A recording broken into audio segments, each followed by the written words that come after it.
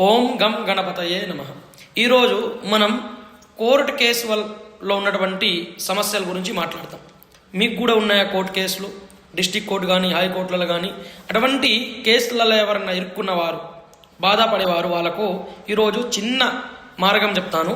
ఈ మార్గం ద్వారా మీకు ఖచ్చితంగా ఈ కేసుతోని బయటపడే అవకాశం వస్తుంది. కానీ ఇది శ్రద్ధాభావంతో చేసుకోవాలి. శ్రద్ధతోనే చేసుకుంటేనే మీకు లాభం వస్తుంది. మరి చేయాల్సింది విషయం ఏంటంటే, మీరు నిజంగానే కష్టాలలో ఉన్నారా, బాధలు ఉన్నారా, నిజాయితీపరుడా, అంటే మీకు ఎటువంటి సమస్య లేకుండా వట్టిగా ఇరిక్కారా, అటువంటి మనుషులకు ఇది వీడియో. మరి ఏం చేయాలంటే, కోర్టు కేసులో ఉన్నవారు, బాధపడేవారు నిత్యం కూడా గణపతి ఆరాధన చేసుకోవాలి. దీంట్లో ముఖ్యంగా ఈ మార్గం, ఈ ఉపాయం చేసుకుంటే మీకు ఖచ్చితంగా లాభం వస్తుంది.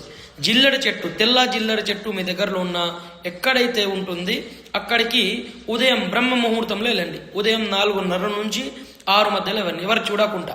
అక్కడికి వెళ్ళి అక్కడ చెట్టు కింద వేర్లు ఉంటాయి, అక్కడ కూర్చొని గణపతిని నమస్కారం చేయండి. తెల్ల జిల్లెడ చెట్టు మాత్రమే దీనికి వర్తిస్తుంది. వేరే చెట్లు ఏది కూడా తెల్ల జిల్లెడ చెట్టు, ఆ జిల్లెడ చెట్టుకి రకరకాలుగా పుష్పాలు కూడా వస్తాయి. అది ఖచ్చితంగా గమనించాల్సిన విషయం ఏంటంటే, తెల్ల పుష్పాలే ఉండాలి.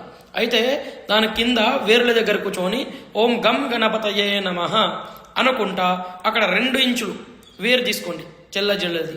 అది తీసుకొచ్చి మీ ఇంట్లో గణపతి విగ్రహం దగ్గర పెట్టి అభిషేకం చేసుకోవాలి. తర్వాత ఎర్ర కలర్ బట్టలు ముడుపు కట్టి జేబులో వేసుకొని కోర్టుకి వెళ్ళండి. ఖచ్చితంగా మీరు విజయాన్ని సాధిస్తారు.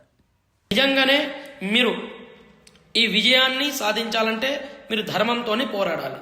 అధర్మానికి ఇది పని చేయదు. కాబట్టి ధర్మంతో ఉన్న వారికే ఈ తెల్ల జిల్లెడ చెట్టు వేరు పని చేస్తుంది. ఓం గం గణపతయే నమః. సర్వే జనాః సుఖినో భవంతు.